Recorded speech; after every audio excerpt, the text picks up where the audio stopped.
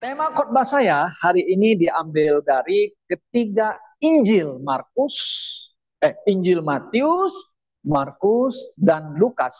Oke, tadi kita telah baca di Markus pasal yang kedua. Oke, nah sekarang kita lihat ayat yang menjadi tema kita. Saudara perhatikan di ayat yang kelima. Oke, ayat yang kelima mengatakan demikian. Yesus melihat iman mereka. Berkata ia kepada orang lumpuh itu. Terjemahan lain, hai anakku, sebenarnya yang tepat terjemahan itu anak. Nah, anak, dosamu sudah diampuni. Anak, dosamu sudah diampuni. Di situ ditambah anakku itu adalah tambahan daripada terjemahan TB ya, buat catatan. Saudara punya Alkitab di situ. Saudara, keempat Injil, Matius, Markus, Lukas, dan Yohanes, disebut kita bilang keempat Injil. Mereka mencatat akan apa yang dilakukan oleh Tuhan Yesus. Mencatat juga tentang kematian Yesus dan juga pengajaran Tuhan Yesus. Nah, sedangkan Matius, Markus, Lukas yang kita tahu adalah mereka juga mencatat mengenai tentang kelahiran Yesus, tentang pekerjaan Yesus, tentang pengajaran Yesus, tentang pengusiran setan, atau kuasa Yesus melakukan mujizat dan sebagainya. Nah, yang ketiga Injil ini kita mengatakan adalah sinoptik gospel atau Injil sinoptik yang melihat apa yang Yesus lakukan dengan kebersamaan, mencatat gitu. Tapi ada kata-kata yang memang sedikit ada bedanya. Tetapi itu tidak menjadi masalah, menjadi ini ayat ini tidak benar dan benar. Nah, saudara bisa melihat kalau kita kembali ke Matius, nah coba saudara di Matius pasal yang ke-9, dia mencatat kejadian yang sama. Orang yang lumpuh ini ya, coba lihat ya. Di Matius 9 ayat 1. Nah, di sini ada kata tambahan oleh Lai itu ya. Coba ayat yang kedua. Tapi ini di sini mengatakan, ketika Yesus melihat iman mereka sama ya, berkata kepada orang lumpuh itu, percayalah. Nah, ini percayalah ini tambahan daripada Lai sendiri. Padahal itu tidak ada tambahan Lai. Tapi di sini ada, hai anakku. Sebenarnya anak. Tadi yang kita baca di Markus, anak, dosamu sudah diampuni. Nah, kalau terjemahan King James itu bagus ya. Son, be of good cheer. Your sins are forgiven. Ya, good cheer itu artinya bergembiralah. Anakku bergembiralah. Dosamu sudah diampuni. Nah, Lukas mencatat, coba kita lihat. Nah, ini jadi tiga. Sinoptik melihat apa yang Yesus lakukan. Sama-sama melihat ya. Nah, jadi Matius, Markus, dan Lukas. Nah, mari kita lihat Lukas pasal yang kelima. Saudara perhatikan ya. Lukas pasal yang kelima. Nah, mari kita lihat ayat yang ke-20. Nah, ayat 20. Kata Yesus, Yesus ya, ketika Yesus melihat iman mereka, berkatalah ia. Nah, ini terjemahan TB ya. Hai saudara. Nah, hai saudara ini bukan diinterpret, tapi diinterpret, bukan ditranslate pakai saudara. Kalau saudara perhatikan King James, man, your sins are forgiven you. Pakai man, bukan pakai brother, bukan brethren, tapi man, manusia. Dosamu telah diampuni. Nah, saudara, jadi ini ketiga sinoptik kita sambil melihat melihat hal kejadian yang sama, orang lumpuh disembuhkan yang digotong 4 orang. Nah, Tuhan Yesus melihat iman mereka, tapi ada perkataan, ada sedikit perbedaan situ, tapi masing-masing melihat bahwa Yesus yang mengampuni dosa. Itu yang paling penting. Yesus yang mengampuni dosa manusia. Saudara yang saya kasih dalam Tuhan Yesus, kalau kita lihat keempat catatan Injil ini, kenapa mereka menulis tentang Yesus? Itu pasti ada maksud dan tujuannya. Kenapa harus ada 4 yang mencatat? Mengapa Tuhan tidak pakai 1 orang mencatat aja sudah cukup? Kenapa harus 4? Kenapa? Karena 4 ini akan melihat dari sisi lain tentang Yesus sendiri. Keilahian Yesus dan juga kemanusiaan Yesus. Gitu loh. Tapi mereka melihat yang sama, satu pribadi, Yesus. Yesus yang bagaimana? Nah, itu yang ingin kita bahas, ingin kita menggali, saudara. Why? Kenapa? Yesus mengatakan, anak atau or man, your sins are forgiven. Nah, keempat Injil yang mencatat ini ditulis, dicatat menjadi kitab suci karena tujuannya adalah supaya orang Yahudi, supaya manusia, supaya anak-anak manusia itu boleh percaya kepada Yesus Kristus adalah Mesias, anak Allah. Nah, kalau saudara lihat di dalam Injil Yohanes, saudara kalau kita lihat kembali di Injil Yohanes pasal yang ke-20, apa yang Yohanes tuliskan di sini? Ya, coba kita lihat. Yohanes pasal yang ke-20 ayat 31, firman Tuhan mengatakan demikian.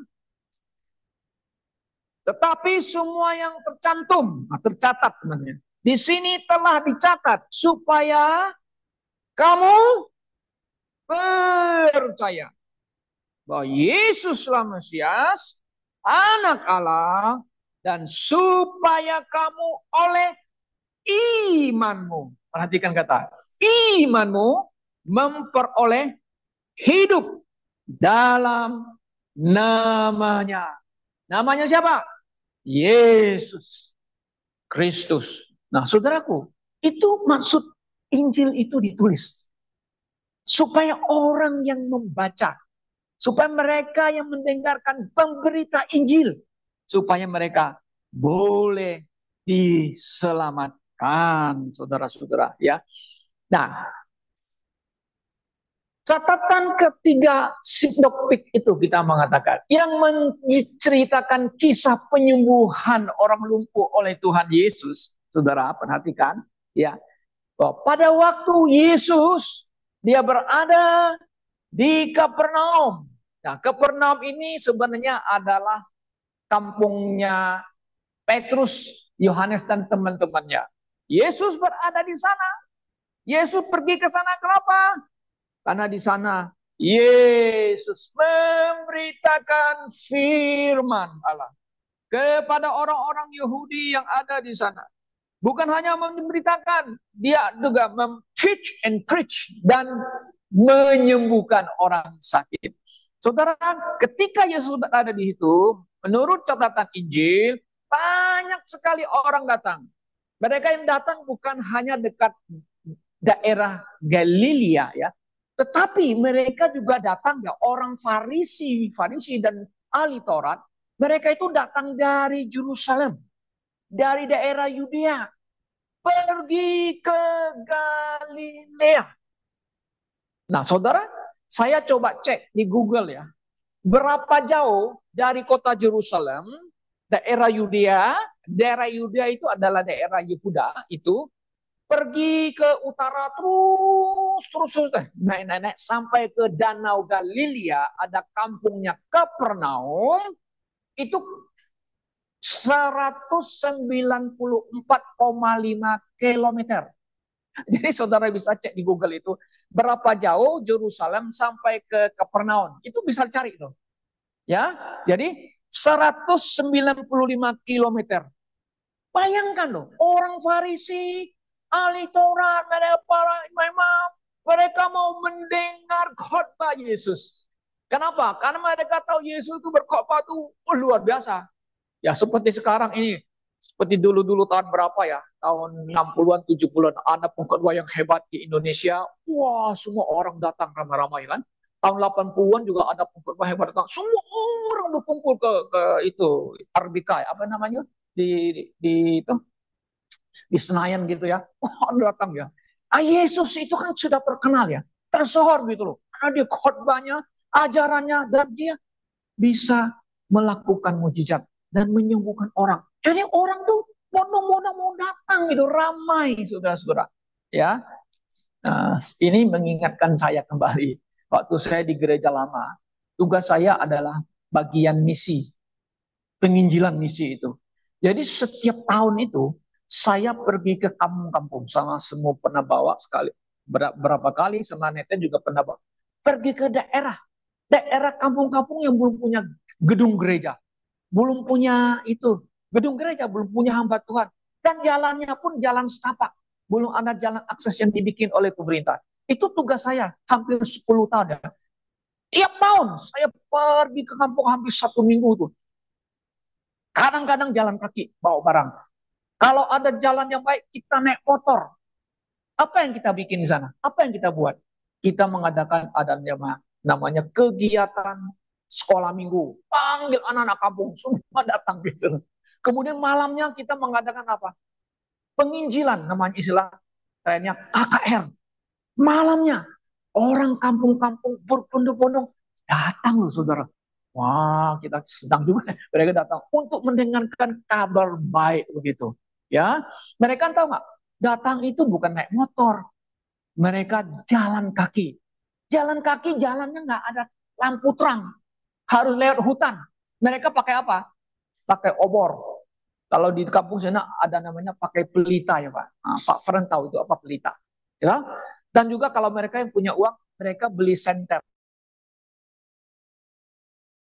Tahu senter ya? Di baterai. Ya, kalau yang punya duit beli senter. Kalau yang nggak mampu ya pakai obor ya. Itu jalan setapak tepat sampai ke tempat kita loh. Mau mengadakan KKR gitu loh. Ya, mereka yang datang pun dari tempat yang jauh. Kadang kami tanya, kamu datang dari mana ibu? Saya datang dari seberang sana jauh. Yuk, naik apa? Saya naik sampan baru ke sini. Oh, kita merasakan orang-orang ini mau datang, mau mendengarkan kabar baik, kabar sukacita. Nah, Yesus itu, Yesus kan lebih hebat daripada manusia kan? Wah, mereka datang dari mana aja, datang mendengarkan Yesus ya. Nah, apa yang kita baca tadi, saudara-saudara, di Markus pasal yang kedua itu, Yesus di Kapernaum, dia masuk ke satu rumah. Jadi penuh susah orang mendengar Yesus berkhotbah, menyampaikan firman Tuhan. Ya? Nah, ini ada orang yang lumpuh, Alkitab Injil mengatakan situ ya. Sakit digotong oleh 4 orang. Nah, tidak dikatakan dari mana. Pokoknya dari daerah mana situlah. 4 orang yang gotong orang sakit ini. Supaya disembuhkan oleh Tuhan Yesus. Kenapa mereka bisa tahu? Ya, karena Yesus sudah terkenal.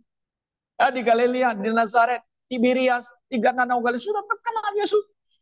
Pokoknya kita mau datang mencari Yesus untuk menyembuhkan orang lumpuh ini. Nah, saudara, sesampai mereka di situ, mereka nggak bisa masuk. Kenapa? Karena rumah itu penuh sesak orang. Tetapi mereka punya akal.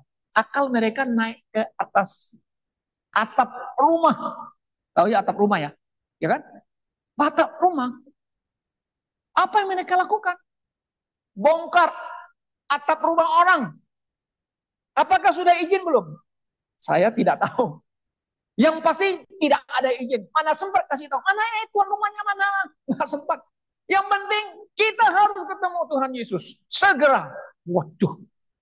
Saudara-saudara yang saya kasih dalam Tuhan Yesus. Saya berpikir-pikir. Kenapa harus segera cepat? Bongkar rumah orang kan bisa marah orang. Tanpa permisi sama rumah orang bisa marah kan. Kenapa 4 orang ini tidak sabar tunggu sampai Yesus keluar dari rumah kan gitu kan. Ya kan? Ya betul. Betul kan dengan akal kita, udahlah tunggu aja tapalah biar Tuhan Yesus keluar baru kita bisa ketemu Yesus. Tapi mereka nggak mau. Pokoknya kita bongkar atap rumah orang. Sampai di atap rumah orang menurunkan orang yang lumpuh itu. Semua orang terbengong. Kenapa ini? Ada apa ini? Turunin orang yang sakit itu. Sampai di depannya Tuhan Yesus. Saudara-saudara yang kasih dalam Tuhan Yesus. Apakah Yesus marah mereka? Kenapa kamu begitu? Enggak. Baca apa yang dikatakan firman Tuhan. Mari kita lihat kembali ke ayat firman Tuhan. Ya, nah, semua ayat firman Tuhan ini ada mengatakan kan? Demikian ya. Ayat yang kedua. Matius 9 juga pasal 2 juga mengatakan demikian. Maka dibawa oranglah kepadanya seorang lumpuh yang terbaring di tempat tidurnya. Ketika Yesus melihat iman mereka. Yesus melihat iman mereka. Coba kita lihat di Markus pasal 2 juga, Lukas juga. Iman mereka. Yesus melihat iman mereka. Wow. Kadang-kadang iman itu actionnya. Tuhan Yesus mau lihat iman itu harus ada tindakannya ya. Bukan hanya kita ngomong-ngomong, kita ngomong doktrin, hebat. Tapi iman itu punya actions. Actionnya apa? Mereka segera mau jumpa Yesus. Tolong menyembuhkan orang itu. Mereka percaya. Yesus bisa sembuhkan. Nah makanya Matius pasal 9 ayat 2 ini mulai tambah percaya. Sebenarnya tidak ada gitu. Hanya ada iman gitu. Iman itu sudah mengandung ada percaya gitu kan. Iman. Kadang-kadang lainnya begitu. Ada yang seharusnya diterjemahkan percaya, diterjemahkan taat. Gitu loh. Ya, yang tidak ada ditambah gitu. Nah, saudara yang saya kasih dalam Tuhan Yesus, ya, bahwa kita lihat yang penting di sini adalah di mana Yesus melihat iman mereka, ya, dan berkata kepada orang yang lumpuh ini, dia menyapa, anak, anak, dosamu sudah diampuni. Nah, Matius, Markus pakai anak. Lukas, dia pakai apa? Men, be cheerful. Bergembiralah. Dosamu sudah diampuni. Nah, saudaraku, kalau seseorang ya yang bersalah, lalu mendapat pengampunan dari orang lain, Anda merasa apa? Nah, kalau ada orang yang salah, harus dibawa ke pengadilan. Lalu tiba-tiba di pengadilan itu oleh hakim mengatakan, udah, ini kesalahanmu sudah diampuni oleh si orang lain itu yang sudah menarik kembali aduannya. Anda senang nggak? Anda bahagia nggak? Oh, saudara. Tentu kita akan merasa satu gembira di dalam hati. Ya, gembira hati. Saudara waktu percaya Tuhan Yesus, saudara menerima Tuhan Yesus, menyadari saudara orang berdosa. Dan Yesus mau mengampuni Anda, orang berdosa. Dosa apa saja? Oh Tuhan, aku orang berdosa. Itu enggak? Aku orang hina-hina. Tapi Tuhan Yesus mau mengampuni saya. Anda merasa apa? Senang nggak? Oh yes. Bahagia nggak? Yeah. Rejoice, joy, yes. Oh, penuh dengan sukacita. Thank you Lord. Thank you Lord. Kita terima kasih Tuhan. Ada pujian ya. Thank you Lord for saving my soul. Thank you Lord for making me whole. Thank you Lord for giving to me. Ya, forgiving atau mengampuni itu. Thy great salvation so rich and free. Wow. Kalau Anda membaca apa menyanyi pujian ini, thank you Lord. Kita hanya bilang, oh Lord Jesus, thank you for the salvation, thank you for forgiveness. I'm a sinner. Saya orang berdosa, yang layak, yang patut dihukum. Tapi Engkau mengampuni aku. Saudaraku, Ini adalah kasih karunia Yesus yang mulia itu diberikan kepada anak manusia, kan? Kepada manusia orang berdosa. Nah, saudara, saudara perhatikan. Orang yang lumpuh ini, di bab 4 orang ini, Yesus mengatakan iman mereka, kalau kata mereka kan lebih dari satu orang kan? Betul nggak? Iya dong. Lebih dari satu. Berarti mereka kan 5. 4 gotong, 1 yang sakit. Iman mereka. Begitu loh. Sudah ketemu kepada Tuhan Yesus, diturunin dari atap itu. Yesus nggak marah. Justru Yesus mengatakan, apa? Anak, dosamu sudah diampuni. Wah, saudaraku yang saya kasih dalam. Kenapa Yesus tidak mengatakan, bangkitlah, berjalanlah. Kan begitu kan? Kalau zaman sekarang kan orangnya mau begitu ya. Oh, si pendeta ABCD. Wah, itu bisa. Apa yang dikatakan?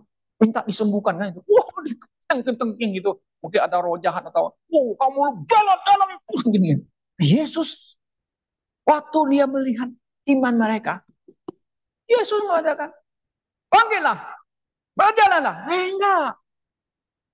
Tapi Yesus mengatakan, dosamu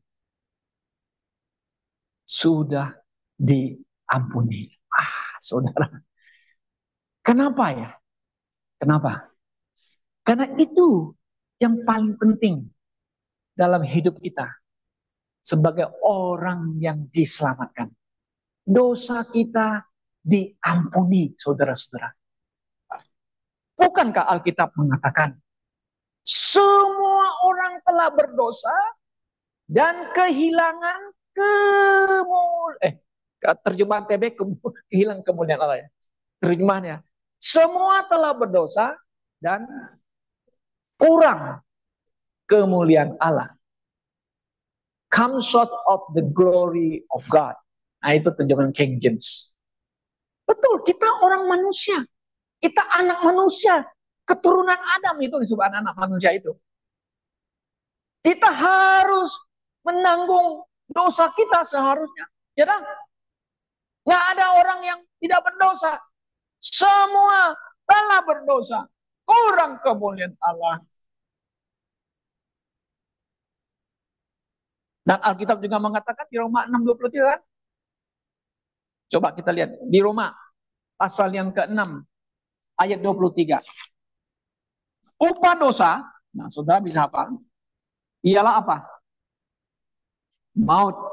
Betul nggak? Oke, 23. Upah dosa ialah maut. Maut itu apa? Kematian. Yes, manusia pertama sudah berdosa. Dia tidak langsung mati jasmani kan? Adam dan Hawa kan? Tapi mati rohani. Ya, tapi nanti satu hari umurnya selesai, dia mati jasmani. Kalau dia nggak percaya Tuhan, nggak taat Tuhan, dia mati dalam kekekalan, dalam kebinasaan. Oke. Upah dosa ialah maut, tapi apa? Karunia Allah ialah apa? Hidup kekal. Hidup kekal. Melalui siapa? Lewat siapa? Yesus Kristus. Siapa Yesus Kristus? Tuhan kita. Kata Tuhan kita itu, kita tuh siapa? Siapa kita? Orang yang percaya. Orang yang telah mendapatkan pengampunan dosa. Kan begitu? Orang yang menjadi milik Yesus. Yang telah ditebus oleh darah Yesus. Oh, kita. Orang percaya. Iman mereka. Nah, ini iman mereka itu keempat orang ini termasuk orang ini. Ya. Yang mendapat pengampunan dosa. Oh, itu orang yang lumpuh itu. Saudara yang saya kasih dalam Tuhan Yesus Kristus. Pengampunan dosa merupakan prioritas utama. Di mana Yesus datang ke dunia adalah untuk mengampuni dosa manusia. Bukan datang untuk menyembuhkan penyakit manusia. Yes, kita mengatakan pada waktu Yesus Kristus datang, dia juga menyembuhkan orang sakit. Yes, kita mengatakan. Kenapa? Mau membuktikan bahwa dia adalah Allah yang menjadi manusia. Dia ada anak Allah yang diutus oleh Allah Bapa sebagai Mesias orang Yahudi, orang Israel. Dia berkhotbah, menyampaikan firman, dan semua orang kan kaget. Luar biasa, hebat Yesus bisa khotbah, melebihi orang Farisi, para ahli Taurat. Tidak pernah kami mendengar seperti begini, dan tidak pernah kami melihat mujizat seperti yang begini. Engkau siapa, Yesus? Siapa kamu? Yesus, who are you? Orang mendengar khotbahnya, mendengar firman-Nya, dan melihat mujizatnya. Engkau adalah Mesias yang dijanjikan oleh Allah Bapa itu. Engkau adalah anak Allah. Yes. Mereka yang mendengar, mereka melihat, mereka percaya kepada Tuhan Yesus. Karena itu catatan Injil kan, Yohanes mengatakan, semua dicapai supaya kamu percaya, ia Mesias, anak Allah, juru selamat dunia. Saudara, orang Samaria yang duluan menyatakan itu kan statement of faith tentang Yesus Kristus adalah juru selamat dunia. Kan Mesias juru selamat, orang Samaria.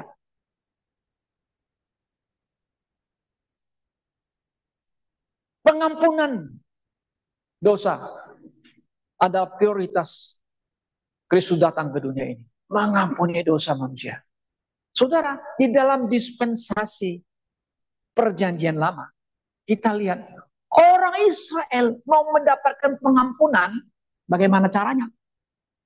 Oh, mereka harus mentaati hukum Taurat dan melakukan ritual korban domba. Dijadikan korban di atas mezbah. Itu ritual paling yang penting dalam hukum Taurat. You mau dapat pengampunan, you harus bawa domba.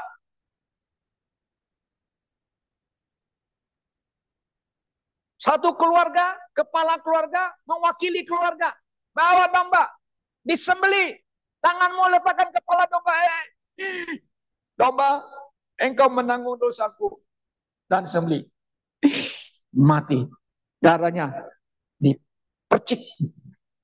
Tabut perjanjian Tuhan. Mendapat pengampunan dosa.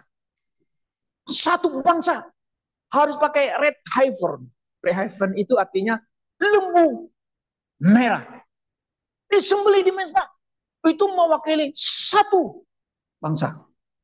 Makanya sekarang orang Israel lagi pelihara itu red heifer. Heifer. Itu namanya lembu merah itu ada. Karena mereka mau persiapkan, mau dipersembahkan korban. Jika bait suci ketiga telah dibangun. Dan juga Donald Trump mengatakan, the third temple must be built. Wow, senang deh hati orang Yahudi ya. Tapi dalam hati kita, aduh, ini sih mempersiapkan antikris datang ini. Ya nah, bukan? Memang itu harus terjadi, saudara-saudaraku. Nah, jadi perjanjian lama, orang mau dapat keselamatan, mau dapat pengampunan dosa, supaya dapat keselamatan, harus bawa binatang. Contohnya siapa? Nuh, Henok membawa persembahan domba. Abraham, Ishak, Yakub. Kemudian dalam hukum Taurat baru mereka tiap kali mempersembahkan di mana? Di tabernakel, kemudian pindah ke bait suci yang permanen. Di situ mereka tiap kali upacara, tiap kali mengadakan korban. Kenapa? Karena mereka mendapat pengampunan dengan cara perbuatan mereka. Ya kan? Sebenarnya di Ibrani pasal 10 itu binatang punya darah tidak bisa mengampuni dosa. Tapi saudara, apa yang mereka lakukan? Melambangkan yang akan datang, yang hakiki akan datang, yaitu Tuhan Yesus Kristus. Maka itu Yohanes Pembaptis diutus oleh Allah untuk memperkenalkan, memproklamirkan Yesus Kristus. Lihatlah, anak domba Allah yang menghapus dosa dunia. Siapa yang ngomong begitu? Yohanes Pembaptis, orang Yahudi. Ah, itu Yesus, anak Allah. Iya, lihatlah. Mereka percaya. Oh, Yesus itu malah pantasan kita mempersembahkan korban binatang. Ini yang datang menggenapi perjanjian lama punya ritual beribadah. Saudara-saudara yang saya kasih dalam Tuhan Yesus. Yesuslah yang datang mengampuni dosa dunia. Termasuk dosa-dosa perjanjian lama punya orang saints. Atau orang-orang percaya perjanjian lama. Orang kudus. Ya, semenjak dari zamannya Habel. Nuh, Henokh, Ayub. Siapa lagi yang sebut? Tadi kan mereka kan tidak langsung masuk surga. Yang seperti yang kita pelajari. Mereka berada di dalam satu tempat namanya alam baka itu. Alam baka itu adalah tempat penyimpanan jiwa-jiwa orang perjanjian lama itu simpan di alam baka ini. Kalau kita yang kita kenal dengan neraka itu ada dua kompartemen, dua tempat. Satu tempatnya Bapak Abraham, ya. Yang satu lagi tempat penderitaan kan? Ya kan seperti yang itu orang kaya itu Lazarus. Nah, Lazarus tempat pangkuan Bapak Abraham, wah dia enjoy, senang. Tapi yang satu lagi itu orang kaya itu, waduh, menderita dia. Saudara. Nah, waktu Tuhan Yesus datang, mencurahkan darahnya, mengampuni dosa mereka, maka mereka dibawa jiwanya pergi ke surga. Nah, saudara-saudara, 1 Petrus 3:19, ayat itu telah disalah tafsirkan banyak orang. Yesus pergi menginjil kepada roh-roh di penjara di situ. Saudara, ini perdebatan yang seru ini. Terjemahan TB, dia tambah Injil. Padahal tidak ada Injil. Coba kita lihat betul nggak? Supaya catatan Anda di Alkitab, supaya kita bisa perhatikan ya. Nah, coba saya perhatikan. Di 1 Petrus pasal yang ketiga ayat 19 ya. Coba kita lihat. 3:19 ya.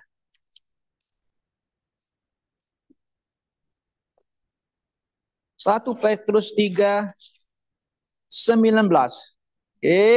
Nah, dan di dalam roh itu juga Yesus pergi memberitakan. Ditambah Injil kepada roh-roh yang di dalam penjara. Di mana itu penjara itu?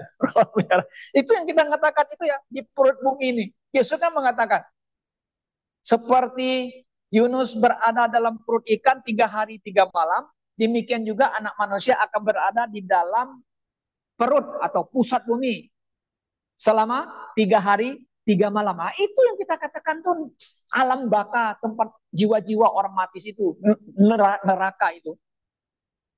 Lalu Yusuf pergi menginjil sana. Di sini lain tambah Injil, padahal nggak ada Injil. Di sini seharusnya ya ayatnya ini, seharusnya 19 ini ya, Yesus pergi memberitakan tuh sudah betul. Ya, memproklamirkan sebenarnya, ya kan? Memberitahukan. Memberitahukan apa? Bahwa Yesus apa? Dia telah mengalahkan maut itu. Dia mati menanggung dosa orang-orang saints yang perjanjian lama itu. Mereka sekarang di dalam istilahnya ditebus oleh darah Yesus Kristus. Sekarang tidak perlu lagi tinggal di sini karena ini temporary. Istilahnya pakai penjara. Bebas naik ke surga bersama Yesus. Nah, jadi sekarang setelah Yesus mati mencurahkan darahnya, setiap orang yang percaya kepada Yesus diselamatkan, jiwanya kemana? Tidak ada di alam baka lagi, tapi ada di surga. Itu yang kita percaya. Tapi banyak orang nggak percaya itu. Oh ya, kita ini nanti akan dibangkitkan kembali. Maka itu mereka sekarang masih ada di dalam Seul, bahasa Ibrani Seul. Seul itu terjemahkan seharusnya itu alam baka, itu neraka. Hades bahasa Yunani. Ya, ada sebagian orang Kristen tuh. Maka itu kita masih tidur katanya sana ya, nanti baru dibangkitkan. No, kita mengatakan. Kalau di dalam satu Tesalonika pasal yang keempat kan sana kan mengatakan kan, kita satu hari akan di rapture. Orang yang mati dalam Tuhan dibangkitkan kembali. Dibangkitkan, kemudian kita masih hidup, tiba-tiba di rapture.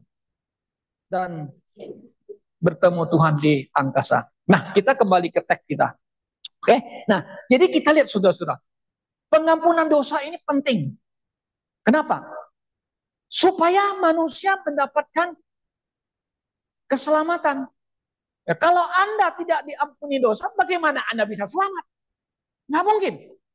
Ya kan? Karena keselamatan itu harus melalui Kristus, lewat Kristus. Yesus yang bagaimana? Yesus yang mati, mencurahkan darahnya. Dengan darahnya kita ditebus. Nah, maka itulah saudara, kenapa pentingnya darah. Perjanjian lama pakai darah binatang. Itu tidak bisa menghapus dosa kita. Tapi darah Kristus yang menyucikan, menghapus dosa kita. Dan kita mendapat pengampunan dosa. Nah, Kolose pasal 1 jelas ya. Itu TB hilang darahnya. Ya kan? Saudara kalau baca di Kolose 1 ya, di sana kata darah itu hilang. Kenapa? Nah, karena banyak gereja universal, konsep kekristenan sekarang yang mengatakan darah tidak penting. Yang penting kamu percaya Yesus, kamu berbuat baik. Hei, kalau you percaya Yesus, you tidak percaya Yesusnya bagaimana? Yesus yang harus mati, bangkit kembali. You percaya nggak? Mencurahkan darahnya. Oh, nggak penting Pak. Itu yang penting. The fondasi kekristenan dan ajaran Kristen tentang keselamatan. Harus ada kematian dan darah.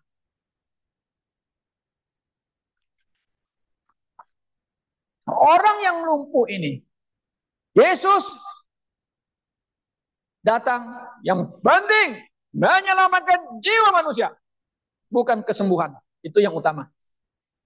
Nah, setelah Yesus mengatakan, dosamu, anak atau men, dosamu telah diampuni. Orang Farisi, ahli Taurat, langsung, lu siapa? Yang bisa mengampuni dosa itu Allah. You menghujat Allah. Coba sudah perhatikan teksnya yang kita baca. Semua kayak kecacingan. Yesus tahu hati mereka. Apa yang mereka sedang pikir? Apa yang Yesus jawab? Coba saudara lihat. Kita kembali ke Markus saja ya. Oke. Ke Markus yang kedua. Di Matius yang ke-9 juga ada. Oke. Nah, saudara perhatikan ya.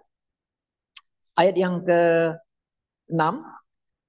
Tapi di situ ada juga duduk beberapa ahli Taurat. Mereka berpikir dalam hatinya kan gitu.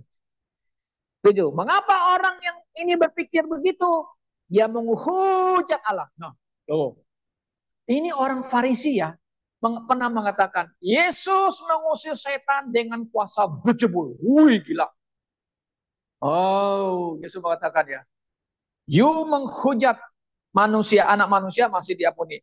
Kalau kamu menghujat Roh Kudus, tidak akan diampuni di dunia ini dan dunia akan datang. Dia mereka menghujat Yesus itu memakai kuasa setan, mengusir setan. Kemudian di sini Yesus menghujat Allah. Oke, coba perhatikan saudara ya. Lalu ayatnya berikutnya, siapa yang dapat mengampuni dosa selain daripada Allah sendiri? Betul. Nggak salah kan? 8. Tetapi, nah Yesus segera mengetahui dalam hati mereka. Mereka berpikir demikian, lalu yang berkata kepada mereka, mengapa kamu berpikir begitu dalam hatimu? Manakah yang lebih mudah mengatakan kepada orang lumpuh ini, dosamu sudah diampuni, atau mengatakan, bangunlah, angkatlah tilammu dan berjalan. Yesus berkata, supaya kamu tahu bahwa di dunia ini, the Son of Man, nah pakai son, anak manusia. Anak manusia itu menunjukkan Yesus itu adalah Allah yang menjadi manusia ya. He's the Son of God. Oke, selalu pakai anak manusia. Kan? Berkuasa. Mengampuni dosa. Hah? Masa kamu bisa mengampuni dosa? Kamu manusia. Kamu anaknya Maria. Bapakmu Yusuf. Kami tahu. Tukang kayu. Kenapa kamu punya kuasa? Ya. Ya ini orang Farisi ini nggak ngerti ini. Karena lihat manusianya aja. Ya kan? Nah, apa yang terjadi? Saudara perhatikan. Supaya kamu tahu, anak manusia berkuasa mengampuni dosa. Berkatalah ia kepada orang lumpuh itu. Nah, berkatalah ya, orang lumpuh itu, saudara, apa yang katakan? Bangunlah, angkatlah tempat tidurmu, dan pulanglah ke rumahmu. Puji Tuhan. Luar biasa ya. Coba kita lihat. Yesus tidak menyembuhkan dia dulu kan? Jasmani kan? Yesus yang mau menyelesaikan dulu apa? Jiwamu. Ini yang penting. Yesus datang ke dunia bukan tujuan utamanya menyembuhkan orang, bukan.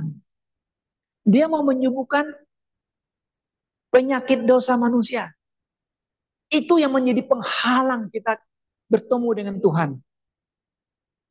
Banyak orang salah mengaplikasikan ayat firman Tuhan Yesaya pasal 53.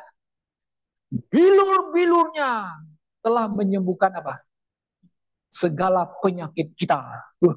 Segala katanya lagi. Semua. Kanker, prostat, apalagi. Semua katanya.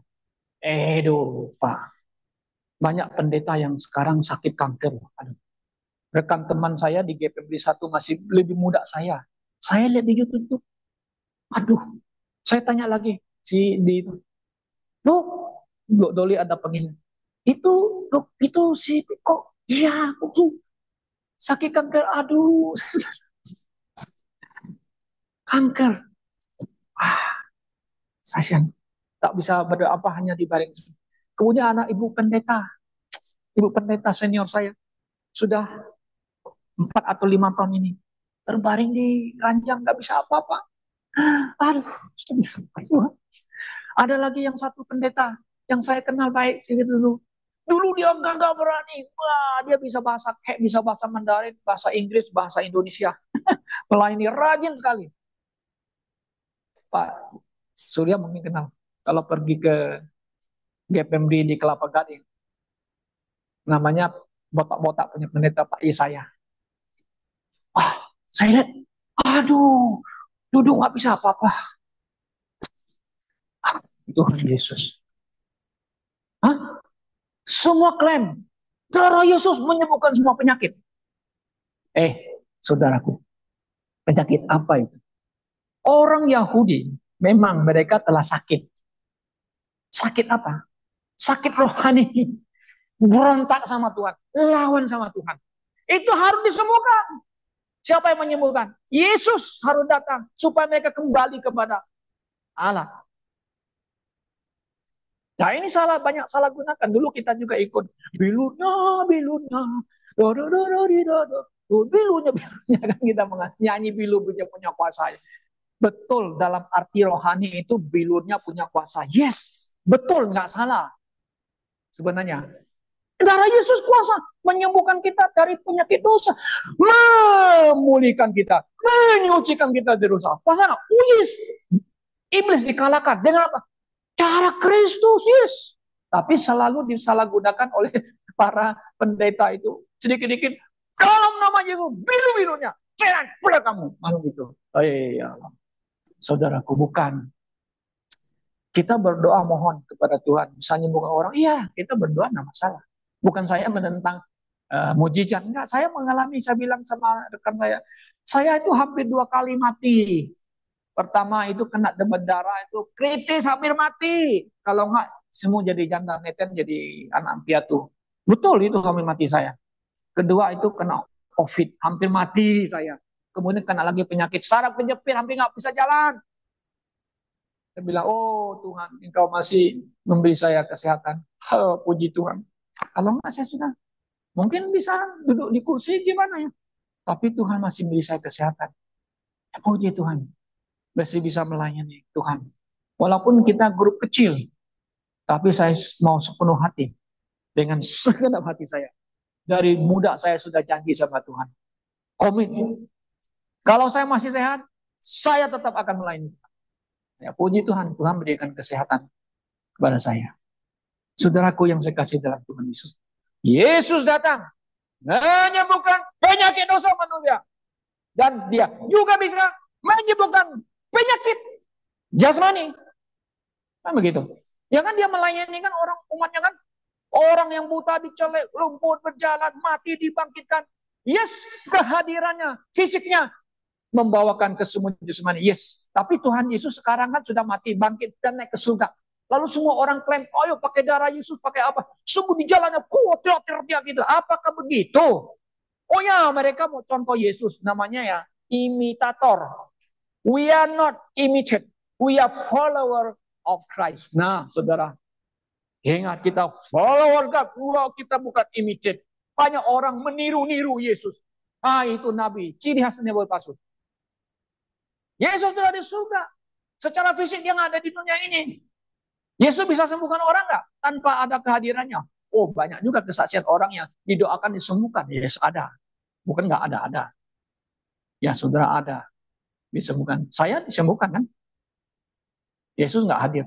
Maka itu Yesus berkata kepada Thomas, Thomas, you melihat, you percaya. Ya Allahku, ya Tuhanku. Tapi Yesus berkata, apa? Berbahagialah mereka yang tidak melihat apa, tapi percaya. Saudara, sekarang ada lagi yang baru.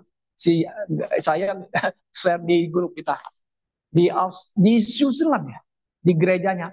Sekarang mereka bisa pakai AI. AI itu artificial intelligence. Bisa memanipulasi wajah yang lukisan-lukisan yang di gereja itu. Wah, itu kata mereka itu adalah fotonya Yesus. Foto ya, lukisan Yesus. Kita bilang sih bukan Yesus itu, hanya lukisan. Tapi bisa pakai AI dengan cara gimana ya? Bisa manipulasi seolah-olah itu Yesus tuh. Wah, saya bilang ini semakin hari kita akan di apa nama itu ya? Dimanipulasi apa namanya oleh AI. AI itu artinya artificial intelligence. Pakai komputer. Bisa bohong orang. Bisa menipu orang pakai itu. Dalam sisi lain bisa bantu manusia di dalam apa mengerjakan pekerjaan yang lain yang kita nggak bisa kan. Tapi di sisi lain, wah manusia bisa dikibulin dibohongi orang. Nah, seperti robot bisa ngomong kan, semua tuh pakai AI. Tidak? Di Tiongkok sekarang tuh lihat bikin robot-robot manusia cakap cewek cakap-cakap. Wah, banyak orang yang kaya-kaya rasanya mau beli ya supaya bisa tidur-tidur sama cewek cakap robot. Nah, manusia sudah aduh, otaknya sudah rusak gitu. Bayangkan sekarang kita ditipu-tipu. Nah, artinya dalam hati oleh AI. Saudara. Nah, kita jangan tertipu. Ingat, Yesus datang ke dunia. Dia mau menyelamatkan Anda. Tapi Anda harus beriman kepada dia kan. Adakah iman orang kepada Yesus Kristus yang sejati? Yesus carikan. Iman mereka. Ya puji iman mereka. Saudara, iman yang benar. Objeknya, sasarannya adalah Yesus Kristus. Dialah pusat sentral kekristenan. Alkitab. Yesus Kristus. Siapa Yesus? Anak Allah, Mesias. Tapi banyak orang Kristen telah menerima ajaran Arius mengatakan Yesus diciptakan. Yesus bukan Allah. Nah, dia pakai Isilah satu kalimat. Nah, saya tulis di sini. Ya, supaya kita belajar teologi nggak apa. Ini dibahas di sekolah teologi sampai hari ini. Nah, Arius punya pengajaran. Dia pakai katanya, Yesus tidak sehakikat dengan Allah. Jadi, Yesus seperti Allah. Nah, kita orang Kristen Alkitabiah mengatakan Yesus adalah Allah. Pakai homoousios. Homoousios. Yesus sederajat dengan Allah. Yesus sama dengan Allah. Nah, si Arius bilang enggak. Homoi, ada i-nya. Homoousios. Yesus like God. Like substance God. Maksudnya. Ngerti ya? Paham ya? Ini sekarang di YouTube semua itu pendeta-pendeta yang, makanya ada pendeta terkenal kan? Yesus bukan juru selamat. Yang jadi selamat Allah. Nah, siapa itu? Mereka pakai kata ini. Pakai homoousios. Kalau kita bilang no, homoousios, substance of God. Yesus sehakikat. Nah, bahasa Indonesia sehakikat Allah. Kenapa? Karena 1 Yohanes Allah firman menjadi manusia dan firman itu adalah Allah, yaitu homoousios kita bilang. Oh, si Arius bilang, oh, ini ajaran daripada saksi Yehova. Saksi Yehova tidak percaya. Termasuk Mormon juga tidak percaya. Termasuk gereja universal. Kristen universal. Konsep mengatakan Tuhan semuanya sama. Kita bilang, no. Tuhan kita adalah Yesus Kristus, anak Allah. Mesias yang datang mengampuni dosa manusia dengan darahnya. Berarti dia mati. Saudara, apakah Anda percaya dosamu telah diampuni oleh Tuhan Yesus Kristus? Apakah saudara-saudara yang saya kasih dalam Tuhan, Anda sungguh-sungguhkah telah menerima dia? Percaya kepada Tuhan Yesus yang ditulis di dalam Alkitab ini. Yang ditulis oleh keempat Injil ini. Oleh Matius, Markus, Lukas, dan Yohanes. Yang diberitakan oleh para rasul. Bahwa Yesuslah satu-satunya juru selamat manusia. Percayalah kepada dia. Maka dosa saudara akan diampuni. Dan Anda akan mendapatkan hidup yang kekal. Amin. Mari kita berdoa.